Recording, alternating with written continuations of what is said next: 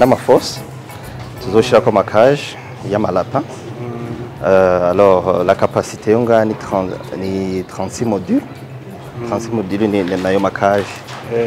Hama yo makaje 36 modules avamwo 432 loges. Bisigura rero yuko nk'iyi batima imwe dushobora kwakira 432 reproducteurs. Izo zishobora kuduha inkwavu 4320 tous les 42 jours.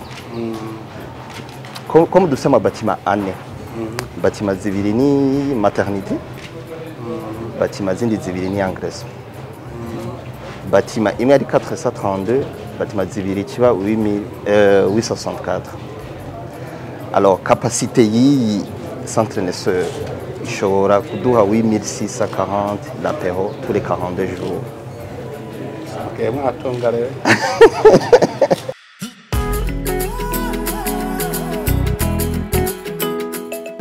Ariko amazi ibibazo kwabanza gituma ngwene niyumviriye urukwavu. Je byose byescripa muri chaque poche doit avoir $.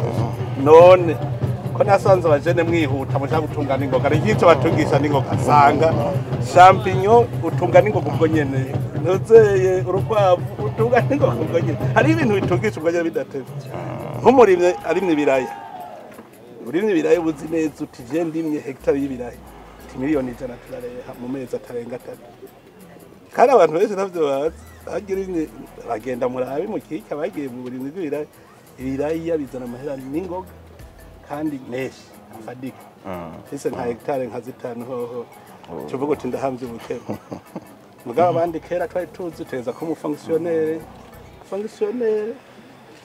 uzokwa muhembwa amahera wabo yamaze ntuzopfutuze bijavo abantu tegeza kwirondera sivyo gari amahera yaronko yirondere no kigira rero kijya bita rero independance financière hajya twese tegeza guteka umutwe n'umufonctionnaire comment être indépendant financièrement mukazokwa muzuti erega ntibarankora mu ntoki uzopfutuza nawe uri umufonctionnaire tuvuga uti nta kintu nokora akote kugira ngo hajye uvuye ku kazi aho abandi biruka ku marigara uca wibuka kwika kantu kawe usanga nisa